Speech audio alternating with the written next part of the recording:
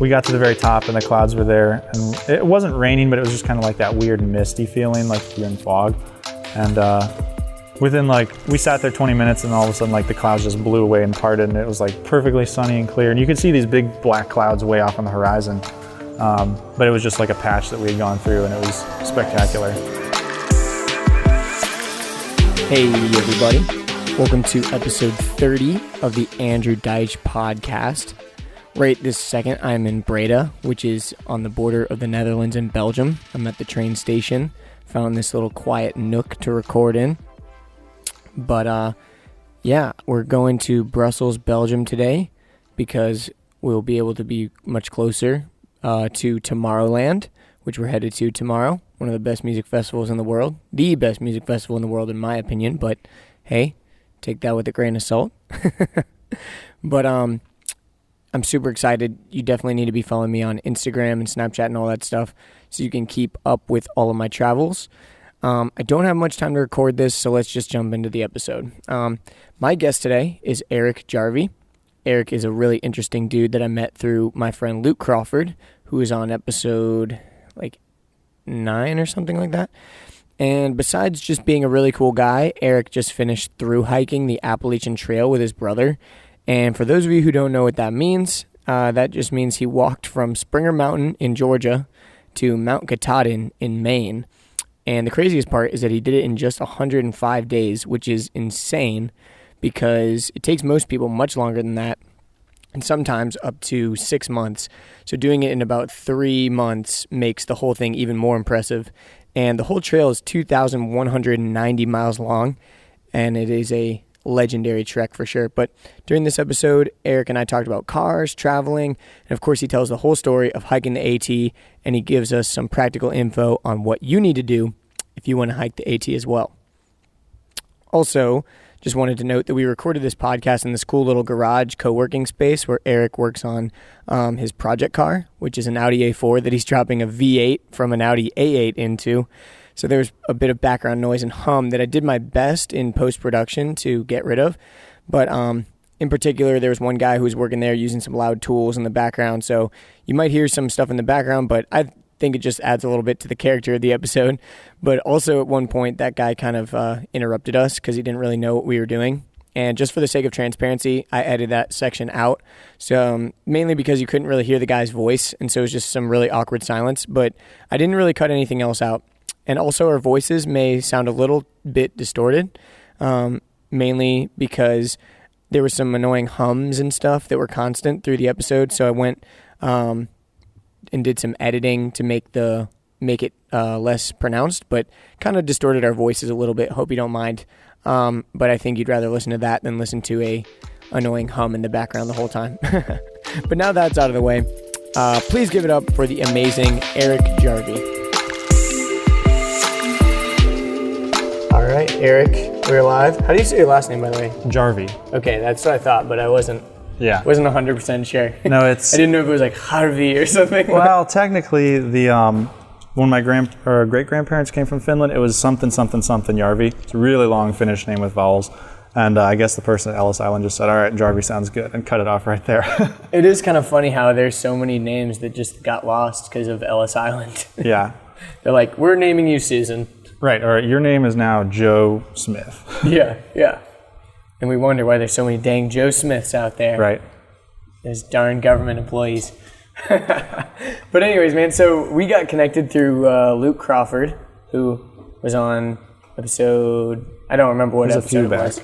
But yeah, it was a few back. And I think we talked about you on the episode because he was saying, he was like, oh yeah, my friend Erik, he just hiked the AT and all that kind of stuff. Yeah. And so yeah, I reached out to Luke and I was like, hey man, I know you have some other cool people I'm sure that would want to be on the podcast. And he knows a lot of odd, interesting people. He definitely does. And your name popped up and we got connected, so here we are. Yeah, I'm excited. And so right now, just for the listener, we're sitting inside of this cool, car garage. Can you just kind of explain that for people? I know. Yeah, it's almost like a co-work space for gearheads. In that it's a giant warehouse. You can come in and rent access to it, so you can either just roll in and use the tools and then roll out, or you can rent storage space, which I do. And they have shop air, lifts. There's like a little lounge and some restrooms. And it's pretty cool. It's not air conditioned though. That's the only bad part. Yeah. I was going to say it is getting a little warm in here, but I mean, we can make it work. Yeah. We're living in Georgia, so we're kind of used to that, I feel like. You have At least we're in the shade. Yeah. And there's air moving. That's a good thing. Exactly. But yeah, so that's one thing that, I told you that I'm really passionate about cars, but at the same time, growing up, like my parents or my dad really, most moms aren't really the one teaching you about cars. Hey, no, more power to you if they are, but yeah. A lot of times, if you're going to be really into cars, it's like, oh yeah, my dad had an old model car that he worked on, or, my dad this, blah, blah, blah. And so growing up, I didn't really have that. We had just some Hondas that kind of ran forever, so we didn't have to do too much maintenance on them, and that was kind of it. No. And I kind of, and we were talking about it, and you kind of just taught yourself on how to work on cars and all that. So kind of just. Yeah, I was going to say my dad he's kind of frugal. Frugal's a nice way to put it. But he would always do his own car repairs. So we didn't really help much as kids, but we always saw it. And it was like, oh, Dad has all the tools if we need to do something. So when I got my first car, I bought it, and it's in great shape. But every now and then it would need weird little things, so I'd slowly I'd open the hood and be like, what's that? I don't know what I'm looking at, but I think there's a light bulb here, and it'd replace lights and simple stuff like that. And then as the car wore a lot, I would get deeper and deeper and deeper into it until I finally just eventually kind of knew my way around it, and then that led to one thing, and it's like, let's see if I can make this thing go faster, and then it turned into, hey, let's rebuild the engine, and all this other What was your stuff. first car? It's still the one I have now, actually. It's a 2002 Audi A4. Nice. And you said that right now you're putting a V8 into it. Yeah, knowing how to wrench on the cars has turned into that's my daily driver, and I picked up another project car to put the V8 into, and I had picked up a truck at one point as a backup car. And even though that so you have an A4 that's your project car, and then you also have another A4 that you're driving every day. Correct. Gotcha. Yeah. Okay. Yeah. Because that's what I was confused for a second. Because earlier you said you got that engine, the V8, before you got that project car. So I was like, wait a second, you're driving what? No, but that makes sense. That's cool. One of my buddies had an A4 from the same kind of generation growing up, and that car was super fun. Yeah. I love driving that car. Yeah, it's a good handling car, and it's not too expensive to repair. Yeah. Was it a manual? Yeah. Your first car was a manual? Yeah, my first car was awesome. a manual. I've driven automatics sometimes, but there's just something about the manuals that I love. That's really cool. What inspired you to get a manual first? I don't actually know. I think I kind of like to be in control of things, so I think that's what drove me to get it. Plus, it was kind of cool. It's like, oh, it feels more like a race car. Yeah, totally. And in every movie, you always see them just jamming on the manual controls. Wrenching the shifter. Yeah, and that's something that's sadly just dying in America. Yeah, it's. I've even gone to look at new cars, and you have to pay extra just to get the manual. Yeah, and most of the manual cars that are coming out, you've got either the high-end Porsches, where that's just way out of my price range, right? Or you've got it's meant for a third world, like a Toyota that's a 4-speed. Yeah, or it's almost like a fake sports car. You've got a hate to nag on people that might have this car, but a Scion TC or something where it's it's not really fast, but it's but it looks you can cool. pretend it's almost like a little Hot Wheels car or something. Yeah. And like I said, no hate to anyone who has a TC, but that's just kind of the reality of it. It's you've got 200 horsepower, and it's just it's not that crazy. Yeah, no, I've actually been pleasantly surprised. So in America, if you go to rent a car, it's always on an automatic. Yeah. I'm probably guessing it's for liability or something because most people don't know how to drive. But I've had to rent cars in Mexico. You're lucky if you get an automatic. It's all 5-speed. I'm sitting there, yeah, this is awesome. Yeah, totally. And when I went, I've spent a lot of time in Europe, and when we ever rented a car, it was always you had to pay extra for the automatic. So my dad was kind of okay, I used to drive a manual back in the day. I think I can figure it out. I can remember it. And we were in the parking garage, and he's like, Andrew, you're gonna need to drive. And so I pretty much drove everybody for our trips that we've rented cars in Europe. I've got to say, I think my favorite experience switching from manual to automatic. It's funny, maybe not everybody else's favorite, but I just drove a 5-speed all the way home from somewhere back to Ohio, and I was in charge of driving a van full of people for a bicycle trip. So we get in this 15-passenger van, and as I'm going up a hill, my left foot goes to hit the clutch pedal. Like I'm slowly starting to accelerate. And as we're going, all of a sudden I jam my left foot in to like pull the clutch in, except I realized I was still in a 2-pedal car, and I just slammed the brakes on and threw everybody, everybody hit the front of the seat in front of them. And I had a lot of people pissed off at me, and then it's like, all right, you got to remember, automatic, manual, 3 pedals, 2 pedals, 3 pedals, 2 pedals. That's kind of hilarious. Yeah, it was a little bit embarrassing, but it's like, guys, don't worry, sorry. Oh my gosh, that's so funny. Because that clutch, you just got to jam on it sometimes when you're going up. Yeah, especially up hills. That's awesome. Yeah, we were kind of talking, I didn't really know too much about cars growing up, but like, I think it was when I was in around like 5th grade or so, one of my friends was always talking about cars with his dad. Like on the road, they'd be like, oh, there's that new Honda, or, there's that new Porsche, it looks really cool, or there's whatever. And so I just kind of started I was always very observant. I love visual stuff. I don't know, I'm very stimulated by visual stuff. So I was always trying to know what the cars were on the road. Like, oh, I know the name of that car, and I know the name of this car. And so it's like second nature to me to just know all the names of cars and all that kind of stuff.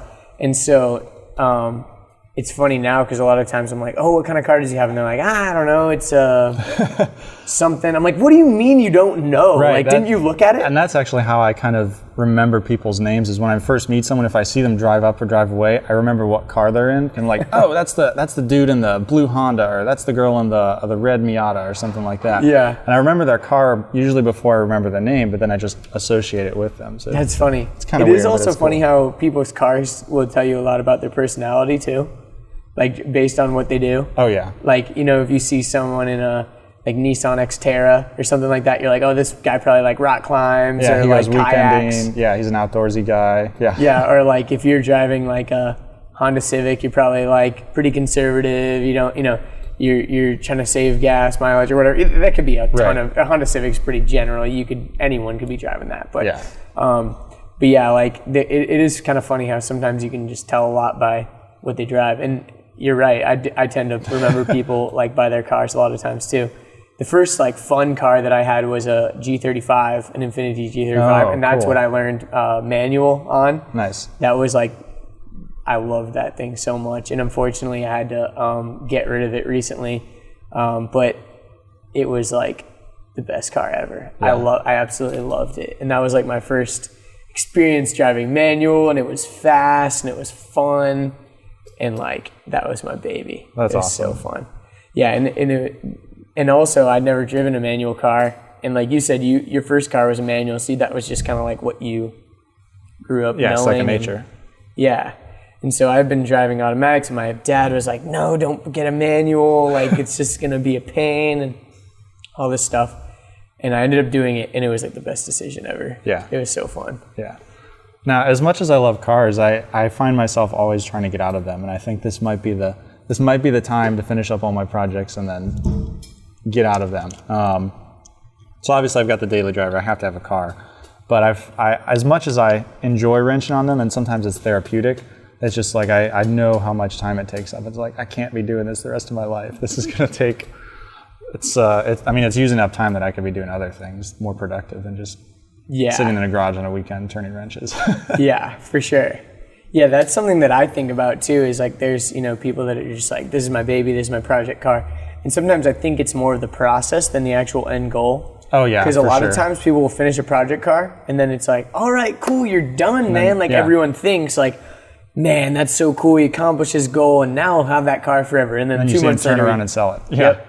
And he'll sell it to someone who doesn't want to put in the work, And a lot of times it's about the process rather than the final thing. And I think that's true for a lot of things in life,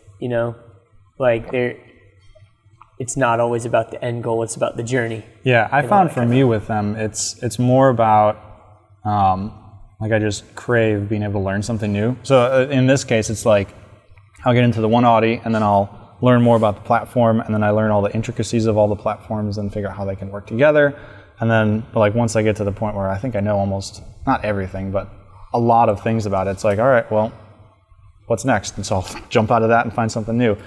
But working on these project cars has taught me a lot that it's cool to do things yourself, but there's a value for your time that sometimes it's easier just to like pay to have it done, or like just to buy it complete than to have to like figure it out. There's value in figuring it out, but not always as much value as it would be to just buy it done already. Totally. Yeah, and there's something to be said about buying a car stock and just leaving it, right? I dream of that. I know, right? Yeah. Because when you leave something stock, it's like exactly how the manufacturer envisioned it, and it's exactly how they wanted it and all that stuff. Yeah. But a lot of times on these lower end cars, it's not as much that there was one designer and he put his heart and soul into this and made it as perfect as he wanted it. It was a conglomeration of all these different brains at okay, you're in charge of the tail, you're in charge of the front, you're in charge of the air conditioning vents, and so it's like all these different people, and when you get too many cooks in the kitchen, a lot of times you get systems that don't work together as well as they could, or the front end of this car is magnificent, but the tail just looks hideous, or whatever. And so it is kind of funny how, like you said, there's value in buying it and just leaving it how it is, but there's also, value in tinkering with it and figuring out how it all works. One thing that's like super interesting to me is I love watching videos on like high-end cars that I just can't afford because I love seeing all the little things that like, wow, it was someone's job to figure out the most optimum way to, make this window switch or whatever, or to figure out the optimum way. If you're listening to this, you're probably hearing a car in the background, someone's driving in probably. But like the most optimum way that we can, I don't know, just make these buttons work or There's whatever. a lot more attention to detail than more. Like the bigger the car price is, like you can afford to spend time and like sit there and look over every nuance and make sure it's ergonomic and then visually appealing and performs well, versus like the economy cars. It's like, there's a button, it works, make it as cheap as you can. Yeah, and they're just going to take stuff from the parts bin and just kind of throw it in there, like, and you get all these blank switches. That's one thing that's kind of annoying to me sometimes when you get a car and there's all these blank switches from stuff that was supposed to do something on another car, but in this application it doesn't need to be there or whatever, or you didn't pay for that option. Yeah. And one of the funniest things, I love watching car videos.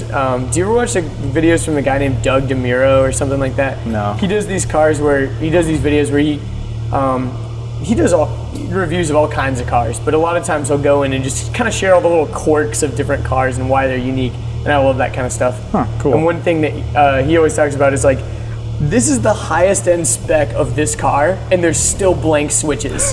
What the fuck is going on? Like, why is there a blank switch? Like, for people listening, they don't know what a blank switch is. It's like, it's just a panel that does nothing. It's like a fake button. Like, if you're ever in a car and there's like a space where there could have been a button, but there's not, or whatever. And it's like, this is the highest end version of this car. Why in the hell is there a blank switch that doesn't go to anything? This doesn't make sense. I have every option, and something's still missing.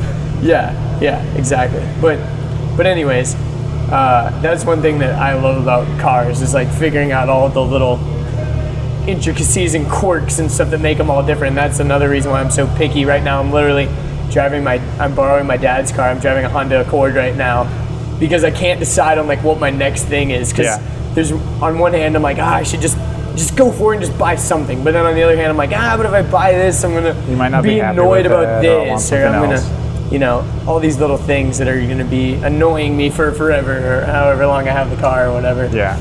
And that's one thing that, it's a blessing and a curse, I think, to care. Yeah, I think so too. I found both aspects of that.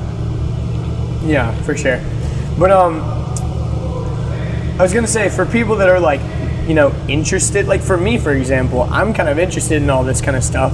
I've never had the tools or access to a place like this where I could buy a car and like tinker with it. If someone's like interested in doing that kind of stuff, what kind of advice would you give them as far as that kind of thing? Because you kind of just jumped into it, right? Yeah, YouTube is your greatest friend. If you just Google, there's pretty much every car model or brand has a forum of enthusiasts dedicated, and there's usually DIYs. YouTube will show you how to do it if the pictures aren't good enough. But Harbor Freight sells super cheap tools, and find a service manual and you can tear pretty much the entire car apart. That's awesome, man. I think the biggest thing is you have to be adventurous. I think a lot of people are afraid of touching something and breaking it.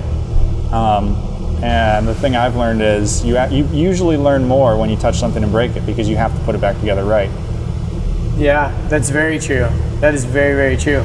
Kind of like what we were saying earlier. It's like the journey is like the more important thing. Yeah. Breaking it and then figuring out how to, okay, now I've really got to fix this or whatever. But again, that's from the perspective of someone who went to school for engineering. So it may not be for everybody, but there's tons of easy things you can do that just vastly improve your knowledge and I guess ability to kind of be self-reliant on a car. Yeah, that makes a lot of sense.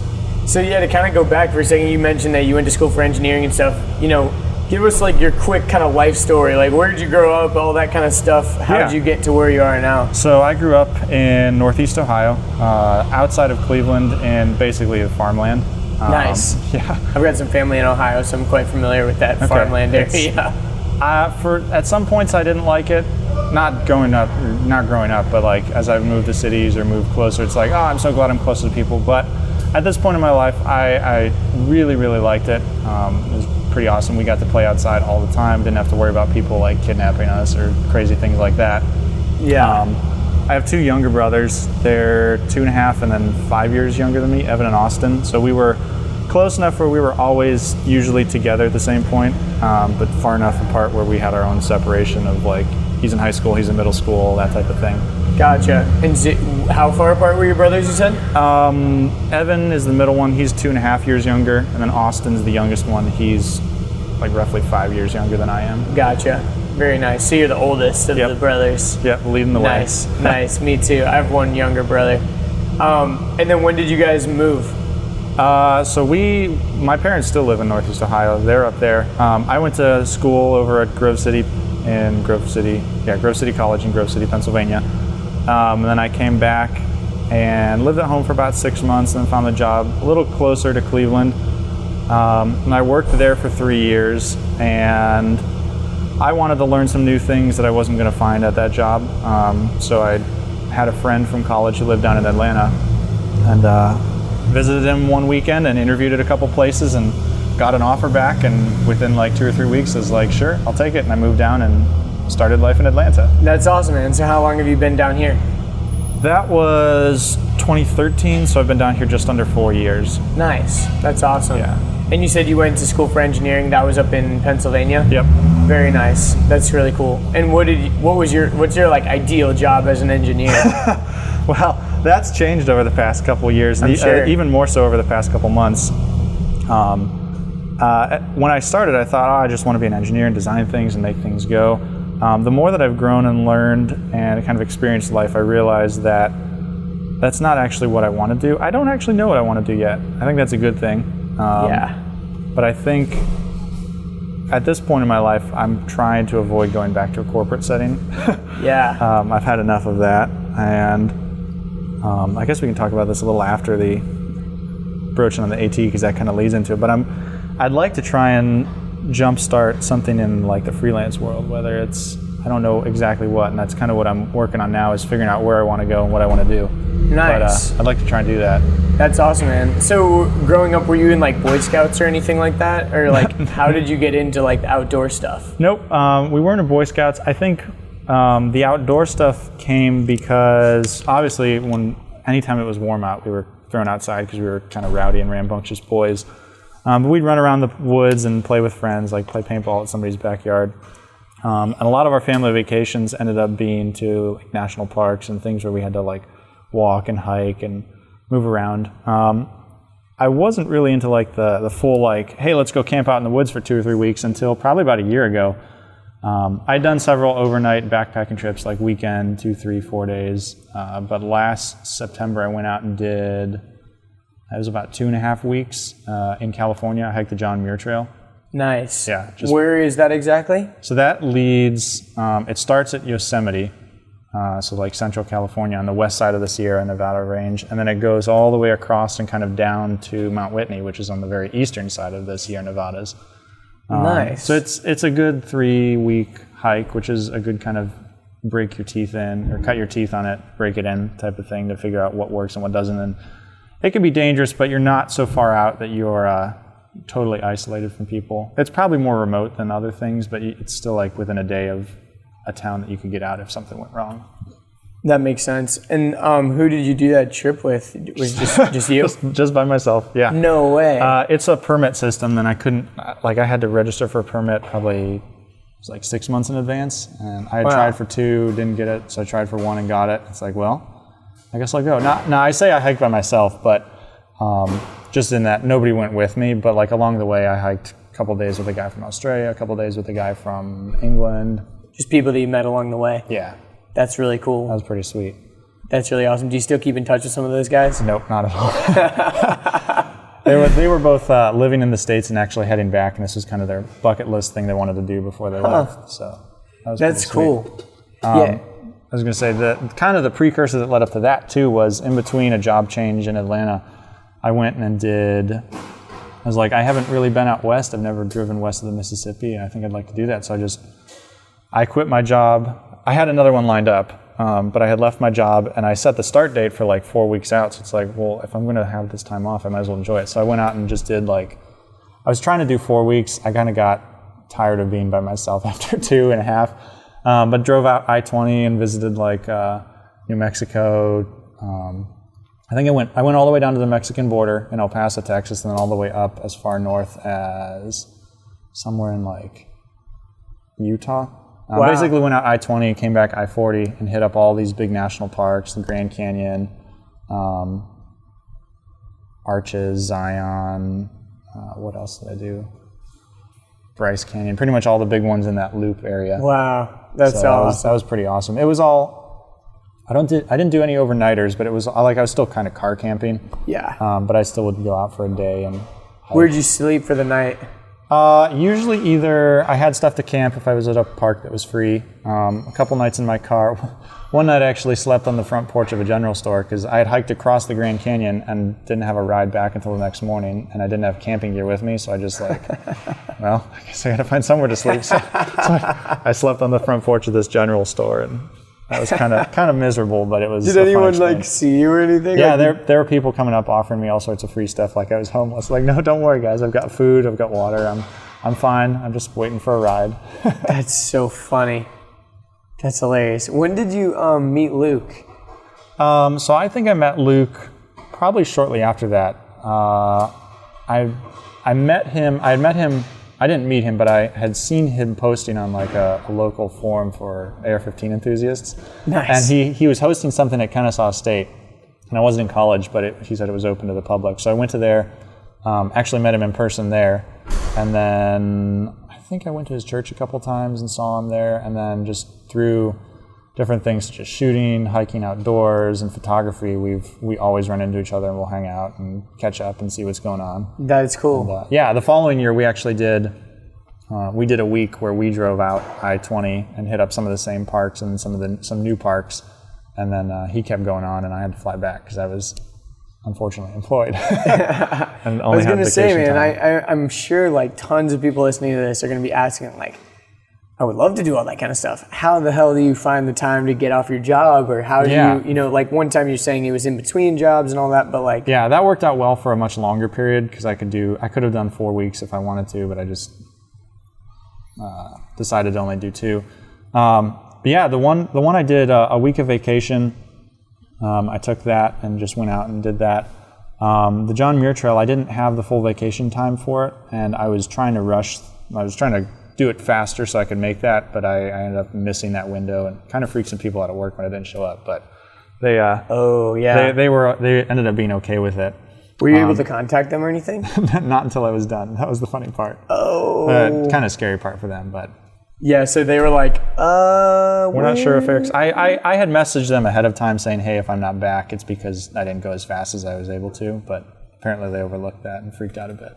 Whoa. But, and they were trying to contact you and all that. Contacting my emergency contacts. Hey, where's Erik? Have you seen him? Is he alive?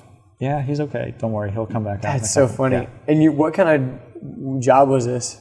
So this was at a window blind manufacturer. I was in charge of operations of a bunch of machines in retail stores around the country. So kind of not actually working on them, sort of working on them, but in a support role. A lot of troubleshooting, a lot of kind of managing the finances and the deployment of these machines. Huh, that's cool. But it was okay.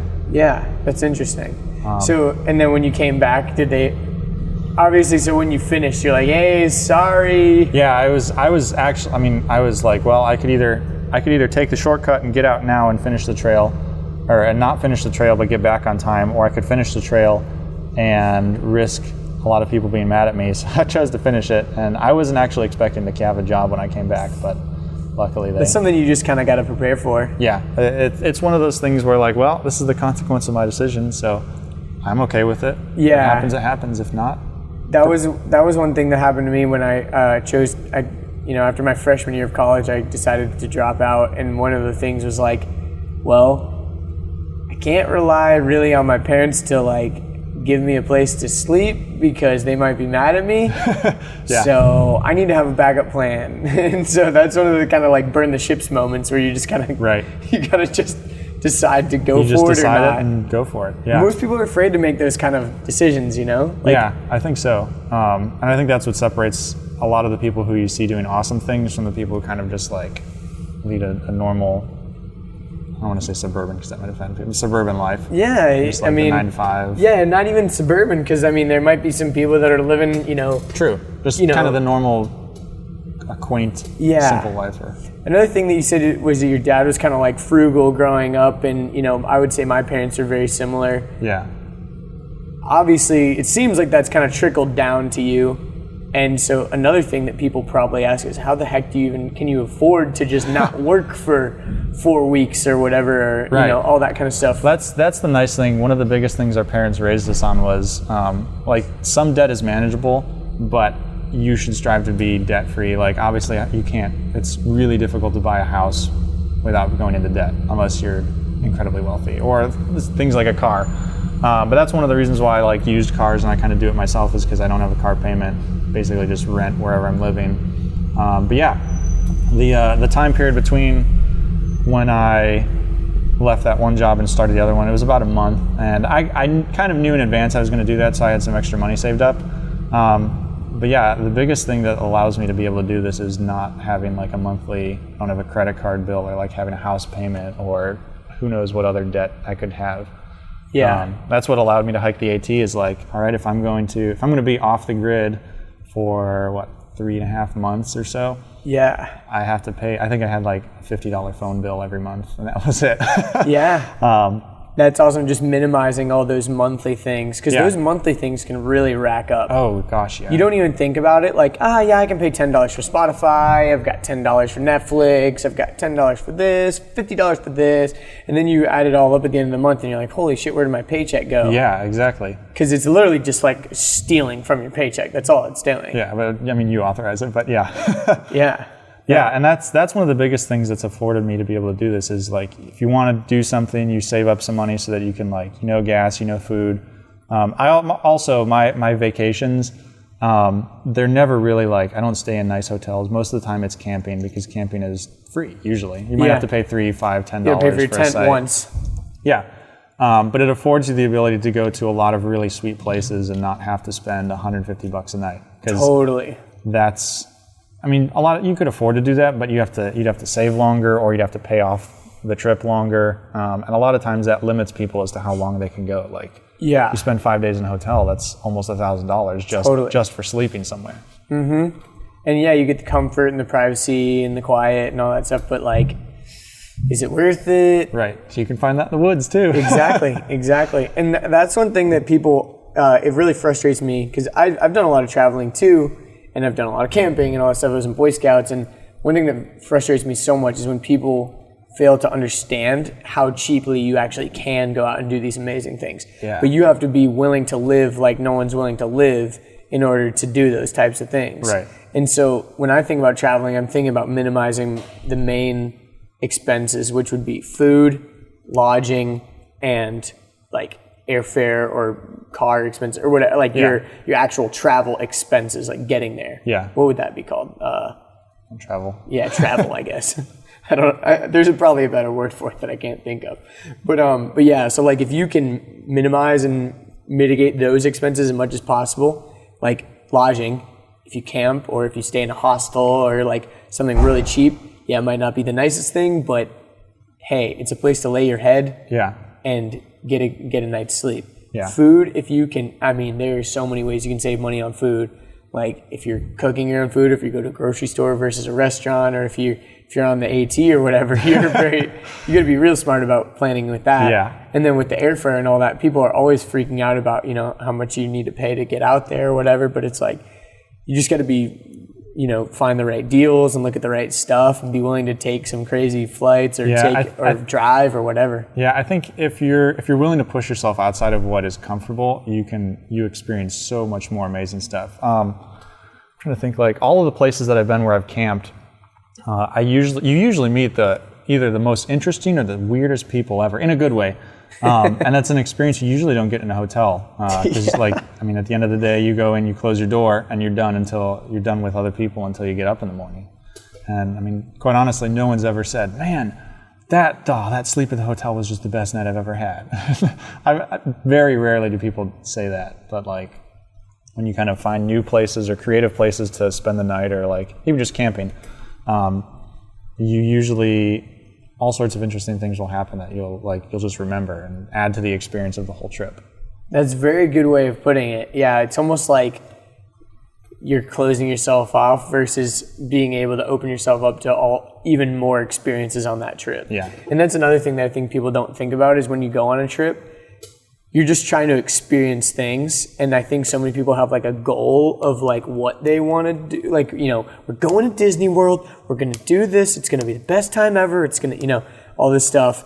But like when you go on a, hiking trip, you don't really know what's going to happen. The end goal is to get where you're trying to get. But like along the way, that's like the whole fun of it. And that's the cool part, is the unknown and the unexpected and overcoming all the challenges. Yeah. Even I have a couple friends who will plan out like 7 o'clock we're going to be here, 8 o'clock we're going to do this, 9 o'clock we're going to do this on a trip. And that's cool because you get to go see all sorts of things. But on the same hand, you can miss out on a lot of the like once in a lifetime opportunities by sticking to a rigid schedule. But I think the way I travel is typically like I'll know where I want to go like at the end of the day or whatever, and then maybe have like a couple major checkpoints, or like, hey, I want to get here by this time, or I want to see that if I do anything in the day I have to see this, and then the rest is just kind of open.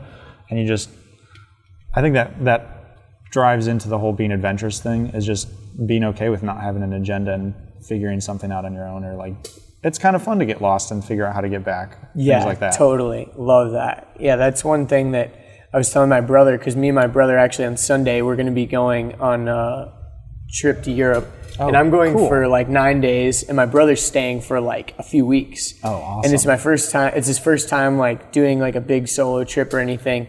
And so, I was just trying to give him advice, and he's, in the beginning, he was really trying to like plan out exactly where he wants to be and all this stuff, which is good.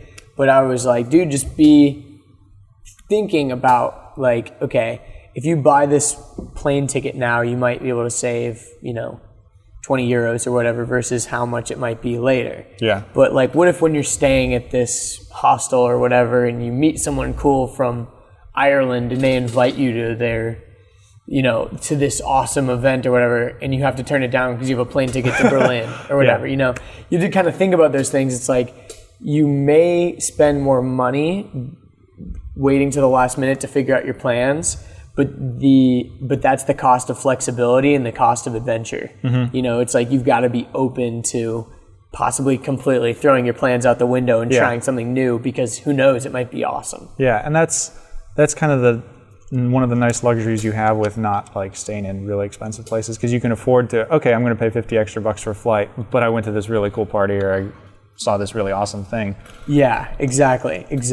And that's, once you have like a family and kids, or you're married and all that stuff, it's a lot harder, I think, to have those types of plans, because you're not the only one that your decisions are affecting. You're affecting the decisions of everyone. So it's not like very practical, like, all right, kids, let's go stay in the hostel tonight and we might meet some cool people. And like that's not really going to happen. But when you're solo traveling, like that's what it's all about for me. Yeah. And that's what I love. But dude, I think it's like a great time to, we've been dancing around the AT kind of thing. Let's get into it. So like, what inspired you to hike the Appalachian Trail? So we've been saying the AT this whole time. Yeah. So for people that are listening, like, just kind of tell them what that is and how you... So the Appalachian Trail it's a single continuous footpath that goes all the way from down here in Georgia. So it starts at Springer Mountain, which is like the southwest corner of the Chattahoochee National Forest, and then goes all the way up to Baxter State Park in central Maine. So it's like, I think the total distance this year was 2,190 miles.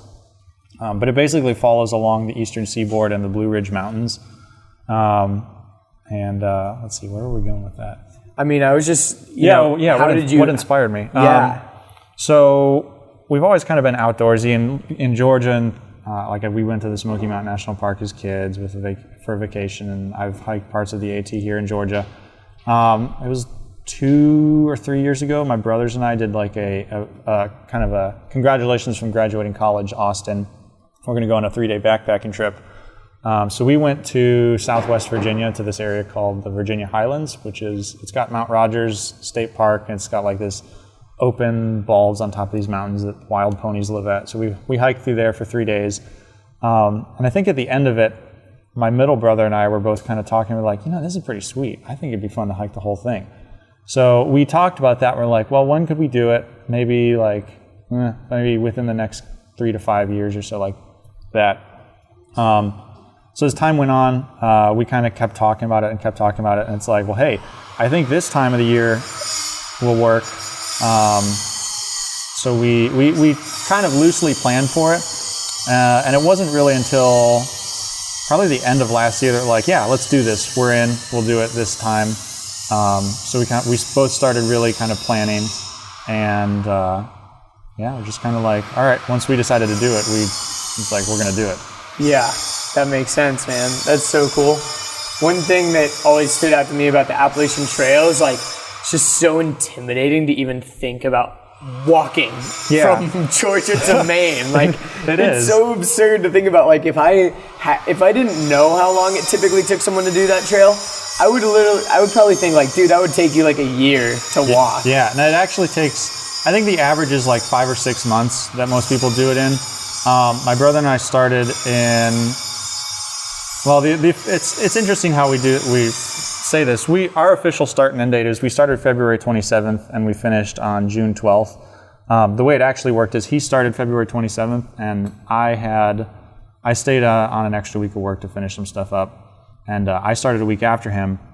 But then I jumped like 4 or 5 days worth of hiking to meet up to him. And then we hiked the rest of it together to Katahdin, and then I came back and finished up like the last couple days. So there was a little bit of an offset, but for the record's sake, we're just saying February 27th to June 12th. So you kind of like went and caught up to him, and then came back at the end and did the beginning portion? Did the section I missed. Gotcha. Yeah. Yeah, so like a lot of times people will do that. Like I know one guy, he like hiked like 3/4 of it, and then he went on like a family vacation, and then came back and like hiked the rest. Yeah. So it wasn't like all in one fell swoop he did it, but like he did, and you did it like same thing. I mean, I had like a day, 2 days between when I finished and when we came back, and I finished the rest of it. So for all intents and purposes, I did the whole. I mean, I did the whole thing. I just consider myself a North. It's easier to just say, I hiked the whole thing from these dates and explain it to everybody. Yeah, exactly. So it took you from February 27th to June what?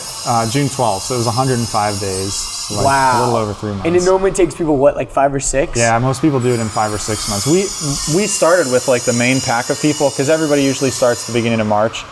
And the first couple weeks, like we were passing like I'd roll up, when I hiked by myself, the camp, I'd walk past the camp, it would just be packed full of tents, like hundreds of people there. And I just keep walking until another campsite opened up. And eventually, after like the first 4 weeks or so, the main crowd had gotten left behind us, but there was still a good number of people up till about the halfway point. And then after the halfway point, it really kind of dropped off, and we really didn't see too many other people go in the same direction. So most people go south to north, right?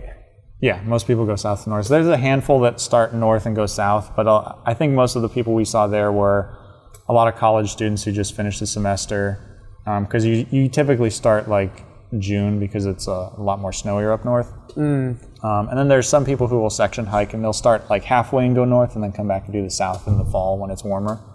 Gotcha. But I guess for us, when we were planning it, the purest way was to go south to north, all in one fell swoop. Yeah, and that's what most people do because you end up at the top. What's the end point? Mount Katahdin? Yeah, Mount Katahdin. It's the very top of. And that's like an awesome moment. Oh, You're yeah, at the end, and you. If you hiked, we talked about this, hiking north to south, like Springer Mountain. Yeah, it's like 3,500 feet or something like that, but it's basically just a hill with some trees and a plaque on it. Whereas you go up to Katahdin and you go. There's a stretch called the 100-mile wilderness just before it, where it's like 2 mountain ranges and then just like flat wetlands. And so you come over this last mountain range, and there's just like Katahdin is 5,200 feet, and the ground below it's 1,000 feet. So that it's like a 4,500 foot peak, which is massive. You come over the last hill, and there's just this enormous peak standing right in front of you, and like that's the ending. And then there's nothing more epic than climbing straight up this incredibly rocky mountain and getting to the top and having like these sweeping views off, and you're in the clouds and the wind's blowing, and it's like, yeah, this is what it's about. Versus, like, I've hiked to Springer on just like a day hike, and you get up there like, ah, cool, there's the start of it. Yeah, you're like, oh, there's the start of the AT. Oh, yeah, cool. I feel like going that way, it'd be so disappointing after walking 3, 4, 5 months and getting to like this hill with a plaque, and you're like, okay, well, I got a waterfall. This glorified hill. Yeah. That's hilarious. I know a guy recently that was just doing a day hike on the AT, and he was saying that they were at Springer Mountain, and this old guy was hiking, and he walks up to the plaque and like hits it with his hand, and he's just like, all right, that's it, or something like that. It's so unceremonious. Yeah, and they were like, oh, nice, how far did you hike, man? And he's like, did the whole thing. And they're like, wait, what? Yeah. You just did the whole thing, and that was the final like thing? And he's like, yep, I'm all done. And they're like, do you need a ride or anything? He's like, no, I got it all figured out, thanks. And like just walked off or whatever. I mean, that's kind of how I was. So my last stretch, I hiked from Unicoi Gap, which is just north of Helen, and I hiked up to Fontana Dam because that's where I met my brother. And like I did it it's like 120 miles, and I did it in 3 days. So I was moving, but I rolled into the Fontana Dam shelter late at night, like just after 9 o'clock. And I like dropped my pack and throw my poles off, and some guy's like, hey man, how's it going? How you doing? Are you a thru hiker? I was like, nope, not anymore. I just finished. And they're like, what? That's crazy. But I mean, Fontana's cool, but at least Fontana was a cool place to end it. But yeah, same sentiment. It's like, all right, I finished it. Nothing really spectacular. Nice view, cool lake, but I'm glad we went all the way to Katahdin and considered that our end point. That's so badass. Epic. Yeah. So there's like so many things that I'm sure like the average person doesn't know about the AT and stuff. And I've actually listened to a podcast recently of this guy who hiked the whole AT. So I kind of know, I feel like more than the normal person would. And also just being in Boy Scouts and stuff like that. But like, so one thing obviously is people are like, well, how do you even get there? Like, did you have someone drop you off, or like, how did you? Yeah, so Evan flew down, and I actually dropped him off at Springer, and we hiked the approach trail. And then when I went up, I just had a friend drive me to basically the backside of Springer. There's forest roads that you can get up to. So I started from there, and then when we got to Katahdin, like pretty much everywhere along the trail has, there's local industry that does shuttle services, hostels, hotels, things like that. That makes sense. And there's like taxi services from local people that'll leave cards on the signs. But our parents actually drove up to meet us there, so we had a ride planned at the end. A lot of people you get there, and at that point it's super easy just to hitchhike out of the park into the next biggest town, because people are really friendly, especially around the AT with hitchhikers. Or worst case, you get cell service and you call the shuttle, like, hey, pick me up, I'm going to be at this point around this time. Yeah, that makes sense. And then another thing is, like you said, if you have self-service or whatever, you don't have a phone charger or anything. No, like, but how do we actually manage that. How do you do that? Yeah. First off, AT&T really isn't that great. It had pretty decent service, but like most of Maine didn't have service. Parts of down here in the south didn't have service.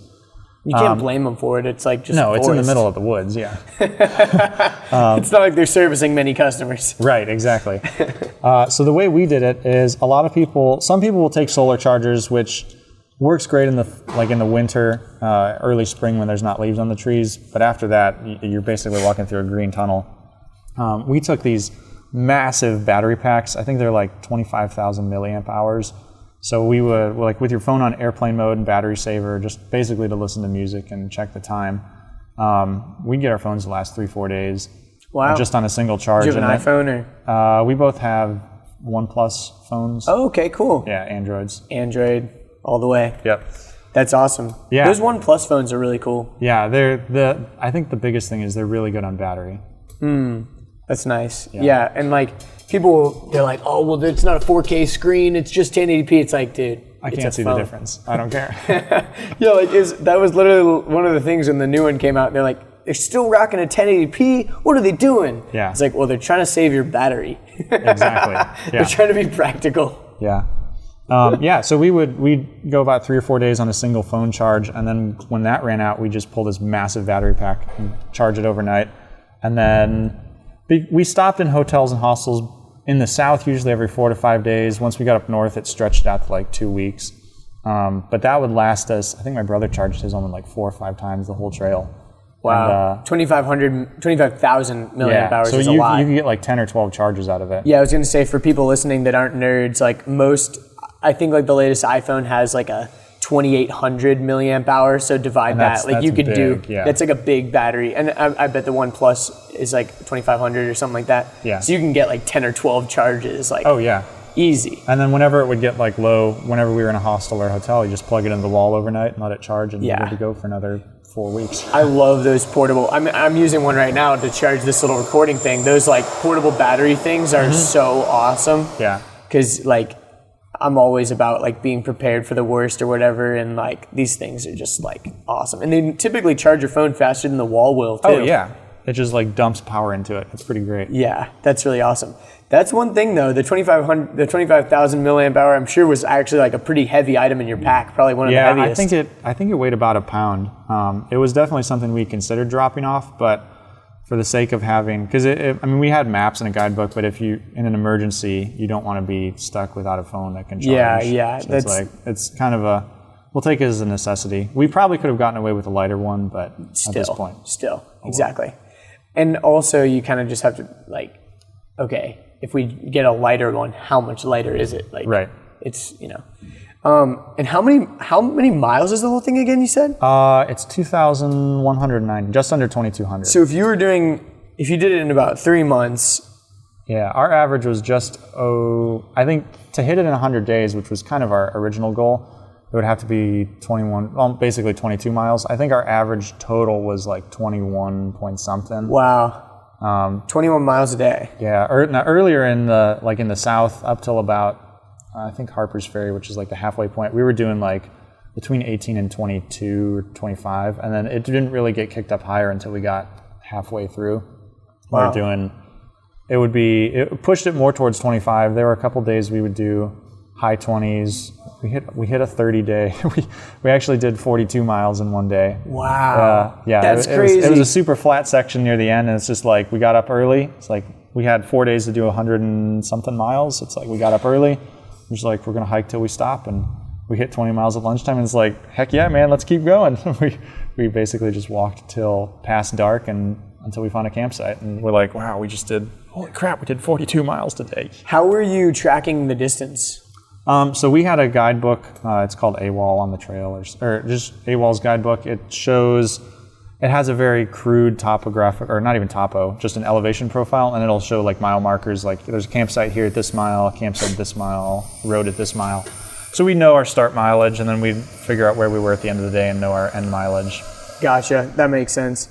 And then also, so people, you stayed in hostels sometimes or whatever. How far off the trail would you have to go to like get to one of those, or get to a store where you could get food or whatever? Because that's another question. thing. So we would do like 4 to 5 days between hostels, and in the south it's a lot easier because like everybody starts in the south and goes north, so they get a lot of business, so they can afford to have like a lot more stuff. But usually in the south, hostels some were on trail, like it would go right past it or through town. Most of them were like within a mile, maybe like 2 at the most. Once we got up north, though, it got much more sparse. There were hostels there, but they were usually like 4 or 5 miles off trail, enough to where you'd either want to like hitch or have a shuttle. 4 or 5 miles is not that fun to walk once you've already been hiking all day. Yeah, it wasn't. It was doable. There were a couple times we hauled in, a good distance just walking because we couldn't get a hitch. But for the most part, we'd always try and hitch if we were going into town. That makes sense. And so for food, like I'm sure there's tons of general stores and stuff like that that are mainly serving the AT, but like how would you get food and all that kind of stuff? We were trying to do it we weren't trying to break the bank on this. We kind of knew what our budget was that we wanted to hit for the trail. So what was that? Just curious. So we both shot for trying to do it under $2,000. Wow. We both hit it. We were close, but it was about $1 a mile for us. Most people spend some people spend upwards of it depends on how much money. Some people spend $5,000, $6,000, $7,000, $8,000, $9,000 because they stay at the really nice places and they eat great food. Because we were trying to do it on a budget, there were general stores along the trail, but typically the general stores, convenience stores, and gas stations, you'll pay a lot more for food. So we would basically look at our guidebook and plan our resupplies at actual grocery stores. Like down here it was Kroger, up north it turned into Stop and Shop or Price Chopper, things like that. So sometimes it would require us to go a little further off trail or stretch it out to where instead of going 3 or 4 days between your supplies, I think there was one day we did 6.5 days over some really big mountains. But it was worth it. We probably would have spent double that if we were eating nicer. But again, you can And what kind of foods do you buy? Because most people are thinking you're buying the freeze-dried stuff and all that kind of stuff to save weight. We had a bunch of that to start with. So, our first week, we had the Mountain House freeze-dried stuff, which was good because we were still figuring it out. My brother was telling me I went 4 days, and when I started to run out of food, I realized I never thought what I was going to do about food. So the Mountain Houses were definitely nice to have. Because it was really easy. And super light. Super light. Once we got things figured out, we switched over to, we had started doing hot breakfasts the first week, and we realized this is a waste of time. We'll just eat a Pop-Tart and some other stuff and just hit the trail. And you're burning so many calories too. Yeah, when you say what kind of food did you eat, we ate mostly good food, the nutrients we needed, but we ate a lot of garbage. Oh, I'm sure, because it's cheap and it's carbs. It's calories in. Yeah, we learned some about nutrition, but our typical diet was as we got to the end, it went from a Pop-Tart and a cinnamon roll to a Pop-Tart and 2 or 3 cinnamon rolls, or those giant gas station honey buns that you can get. They're 600 calories each, and they're mostly fat. those were delicious. Hey, fat'll sustain you. They will, and it's actually a pretty decent way to sustain yourself. Proteins and fats are what really can. You get your most bang for the buck out of the calories with those. Sugars and carbs you don't get. They'll energize you, but it burns off really quickly. Yeah, it tastes good, but it's not the best. Yeah, and you end up having to eat a lot more of those to fill yourself. And then my brother, both of us kind of lived off Cliff Bars as our snack, but we'd switch out different granola bars or things like that throughout the day. And then for lunches, we swapped between basically peanut butter and honey, peanut butter and jelly, and then pepperoni and cheese wrapped up in a tortilla because it was fast and easy. Pepperoni and cheese, good fats again. Oh, it's so good. And then we'd have more snacks like Cliff Bars and granola bars in the afternoon. And then for dinner, typically I think for the most part, everything we ate, or every day was one of those Knorr pasta or rice sides. And then we'd add, we started off adding 1 packet of tuna. About the 3/4 mark, we started switching to 2 packets of tuna just because we needed the extra calories. Yeah. And then we'd fill that out with, my brother took instant mashed potatoes and would add those to kind of bulk it out. I would fill mine with, not fill it, but I'd add maybe Cheetos, which are delicious and a good source of fat. Cheetos, whatever other snacks we had. I had a Snickers bar every day of the trail, so I'd have at least 1 Snickers for dinner. And then when we'd actually get to a town, we'd eat things we'd buy a half dozen of donuts and split them, or we'd go get the greasiest burger we could find, or buy a bag of cookies or something like that. It's so funny because when people are thinking of what you're doing, they are not picturing that in the least bit. No. I don't know why. We met a I don't lot think of people. it either. We met a lot of people who were I'm I guess nothing against vegans. It's your own choice if you want to do this. But I'm an all vegan diet, and they're just eating a bag of sunflower seeds, and this looks so if I'm going to eat, I'm going to eat stuff that I want to eat. Yeah, it's going to taste good because a lot of other things are miserable. At least I have a warm bed and I have food I enjoy. So yeah, that's very true. You got to give yourself those luxuries, or else you're just going to be miserable. Yeah, but there were times. Well, our last night. Were you eating dinners hot? or not really? Dinner was the only hot meal we'd actually cook. Because Gotcha. once you're in camp, it's easier to set up and you only have to clean once. I think probably one of the favorite things that I remember is our very last night. It's like, well, we won't be able to eat this like this. Probably we can't do this anymore. So we both had packed out Evan bought an entire box of double stuff, like the family size box of Oreos, and I had a box of Chips Ahoy. So we sat there and he had cached a Netflix movie on his phone, and we watched a Netflix movie on his phone in the woods and both ate an entire box of cookies after dinner. And then just went to sleep and got up and finished the trail. That's so funny. And another thing that you think about is like you said, you're using your phone for music or you're watching a Netflix movie. I think a lot of times people aren't even thinking about that kind of stuff. I mean, the music and the Netflix were kind of like, there were a few things that we had to have just to keep us tapped into society and keep us human. But that's pretty much it. We get cell service every now and then and text. My brother would call us fiance, but we didn't really communicate too much with people outside besides our parents and a few close friends. Yeah. Another thing that I've heard that's interesting is the AT kind of I think they call them trail angels or something like that, where people will come and kind of leave stuff or they'll we had a few of those. I think the greatest one is it was in Shenandoah. We had made Easter dinner. No, it was Easter. That's right. It was Easter morning. Some people going south past us and were like, oh man, you guys hit the mother lode. There's some stuff down there. We got there and somebody had tied a bunch of food, 3 or 4 days worth of resupply to trees, but the people they had been tied there for had passed already. So these two ladies out day hiking were like, we're going to take all this and get it out of the park because the bears will get it. So it's in a pile in the parking lot. Take whatever you want. We packed out, I think we both, granted, our packs are already 35, 40 pounds. But we both packed out 8 cans of Coke each, and we added 4 extra meals and an entire two huge boxes of honey buns and some chips and candy bars and stuff like that. We probably added 10 to 15 pounds of food to our packs each that day. But it was worth it because we had a Coke for every meal for the next 2 or 3 days, and then we didn't have to resupply again when we were planning to. So that's awesome. But yeah, you'd find it's kind of a neat community that people are part of around the trail, and that you'll find just somebody will leave us 12-pack of Coke or some candy bars or stuff out in the trail and here you go, enjoy this, or my husband hiked a number of years ago, here's this, or I hiked in past years, here's this, because they just know how much it means. Yeah, it's really cool. It's a really awesome kind of, you don't know the people, but it still feels really tight knit. That's so cool. Another thing that people, they probably think about this, but with your clothing situation and how much you mentioned, you only had 40 pounds on your back. Yeah. That's all you got for... You have to be really selective in what you take. When we both started, Evan's pack weighed somewhere in the 50-pound range, and within 2 weeks he had shipped home 10 or 15 pounds worth of stuff that he didn't need. What was he shipping home? Playing cards, a book, extra clothes that we didn't need, stuff like that. Since I had done some backpacking earlier, mine was a little bit lighter, but even as I went through the trail, there were things that it's I would just I haven't used this in a day, not a day, but a week. So I'll just send it home. One of the things was I sent home a couple extra pairs of pants, sweatpants, which were comfy when I used them, but I don't use these that often, and I'm hauling. You're not hiking in them. Yeah.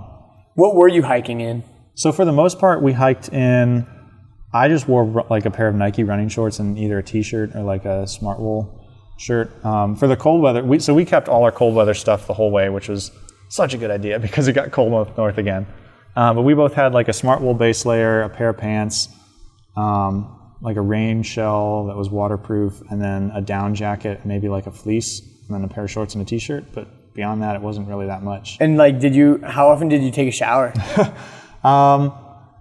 It was, down here is about once a week. Once we got up north, I think the longest we went was 16 days without sleeping indoors or showering. Wow. And then we'd usually try and wash clothes once every 2, maybe 3 weeks. But to be honest, a lot of people think that's disgusting. And yeah, you get sweaty, but you hit a stream, you'll wash your face off, wash your hands off.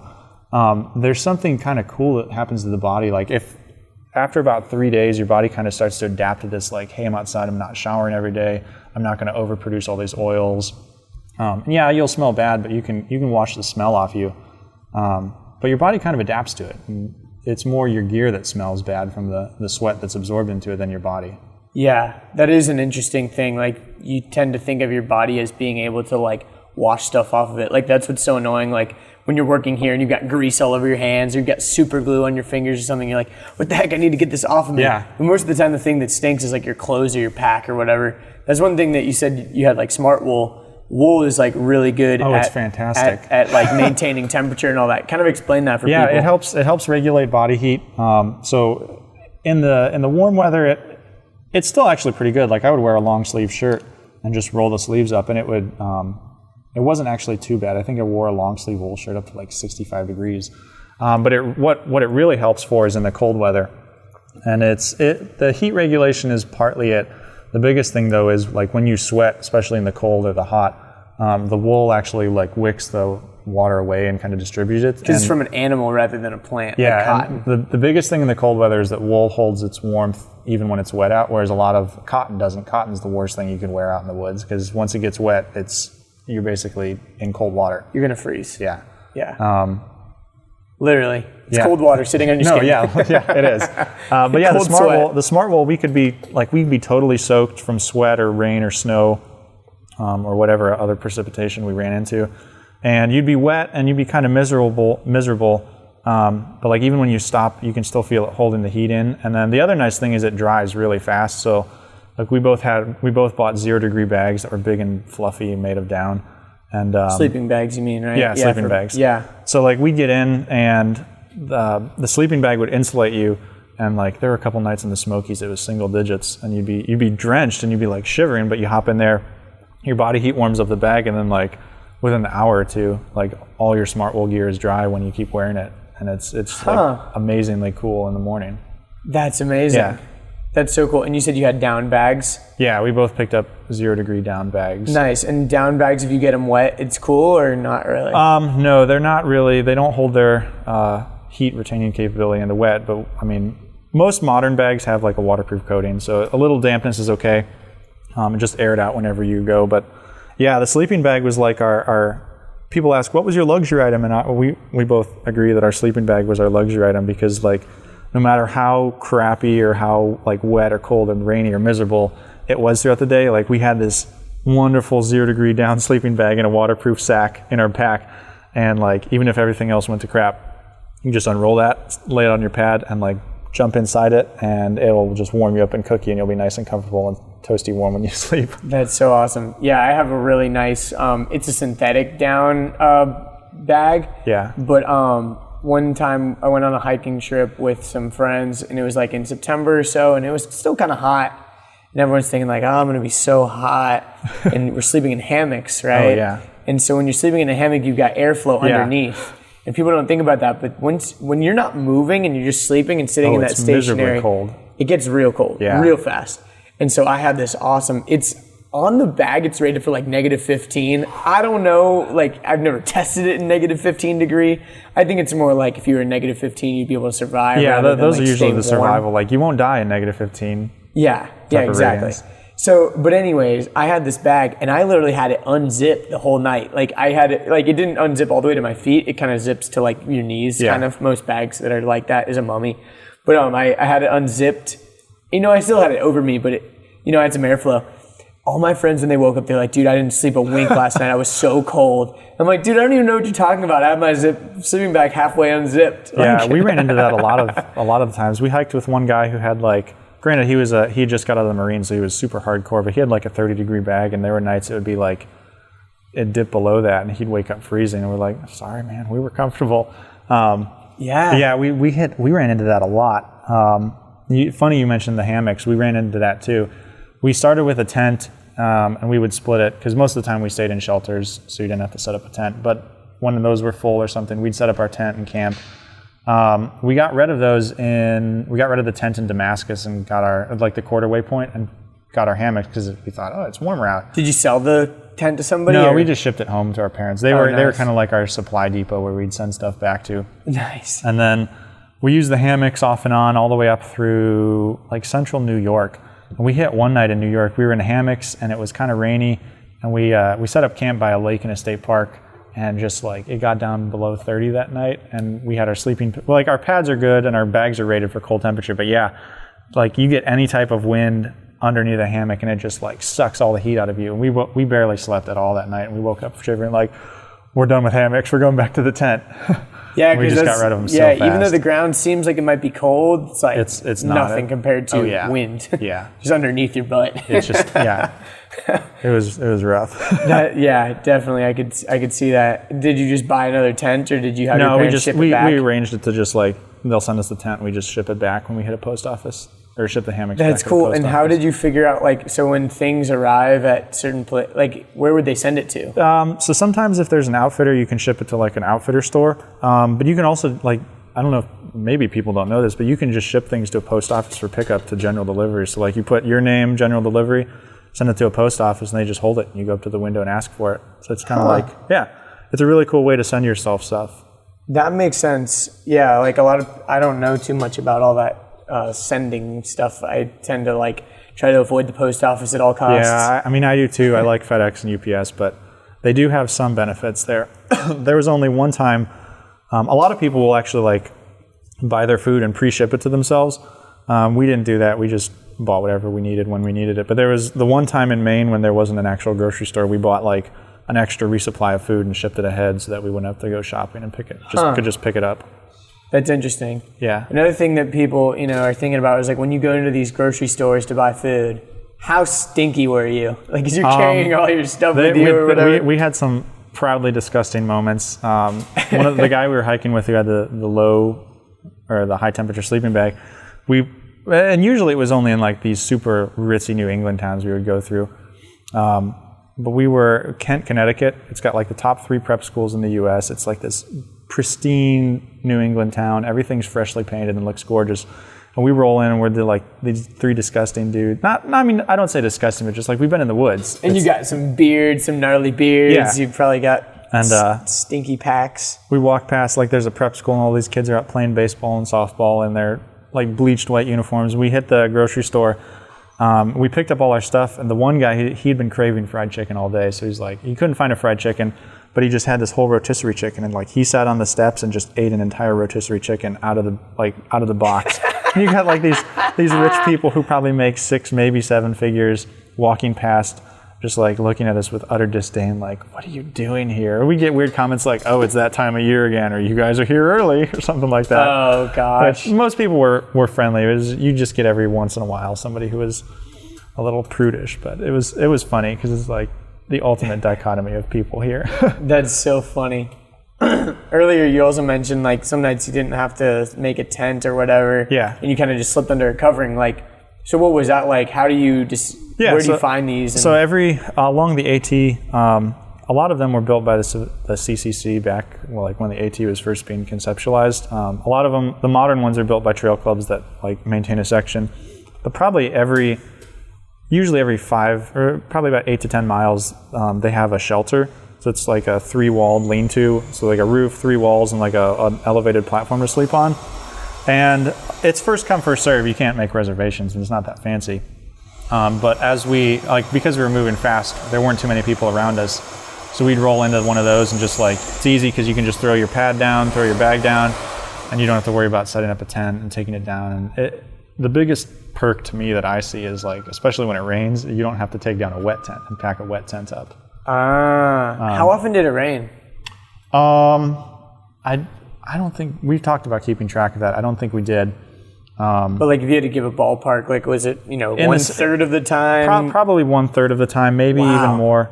In the south, it rained a decent amount until it started snowing, and then we had like 3 weeks of beautiful weather in Virginia where it would only rain like maybe 10-15 minutes in the afternoon.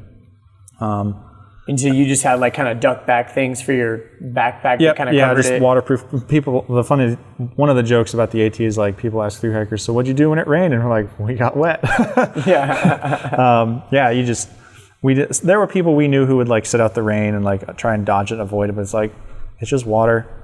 Go through it. We're going to get wet by sweating, or we're going to get wet by rain either way. So most of New England was kind of hit or miss. It wasn't too bad, but once we got into Maine, New Hampshire and Maine were pretty wet and miserable. They really tested us. But between the terrain being massively harder than anything else we've seen in the entire trail, the weather, like the wind and the rain, just kind of beat us down to the point where we were like, we were really pushing hard to finish through this. But I think we were in Maine for 2.5 weeks, and we had 3 days of sunshine. Wow. And then New Hampshire was not all rain, but a lot of like cloudy, foggy, misty rain going through the White Mountains. So it was. The rain itself isn't too bad, but when you couple that with like probably the most challenging terrain on the East Coast, it was brutal. When you got to the final thing on Mount Katahdin, was it raining or? No, luckily. It had rained off and on or all day up to like the last 2 days, and then it went to like 65 and sunny, and then we had like 75 and sunny, and then the last day, and the second to last day was like, it hit 85, and then when we went up, it looked good. There were thunderstorms in the afternoon that were coming in, but we went up and we got like to almost to the top. There's this flat part called Tablelands, and then you go up another 600 feet, and there's the peak. We got to there, and this cloud had blowed in over the top, so we're like, great, we spent the whole time, we're going to get a cloudy view, and we got to the very top, and the clouds were there, and it wasn't raining, but it was just kind of like that weird misty feeling, like you're in fog, and we sat there 20 minutes, and all of a sudden, like, the clouds just blew away and parted, and it was like perfectly sunny and clear, and you could see these big black clouds way off on the horizon, but it was just like a patch that we had gone through, and it was spectacular. Nice. That's awesome. Yeah, I feel like that would suck so bad if you get to the top and it's like pouring rain. We were kind of really disappointed because it's like we've just been through so much miserable weather, and all I really want is just like a sunny day at the top of this thing to see where we came from and like be like, yes, because the difficulty with the rain and the fog was like the terrain was tough, but it felt like every time you climb a mountain you wouldn't get to see where you came from, you couldn't see where you're going. It's just like you'd see 40, 50 feet and just like fog and rain blowing sideways, and it was just like it felt like you were stuck in that Groundhog's Day movie. We were just doing the same thing over and over and over again with no progress. Yeah. One thing I think that now that you've finished it, you can kind of think about practically, you've hiked from Georgia to Maine. Like, it gives a different perspective to like the world and distances and all that. Yeah. Because I've heard this funny quote from a comedian. He says, everything's within walking distance if you have the time. It is. And I found myself walking a lot more.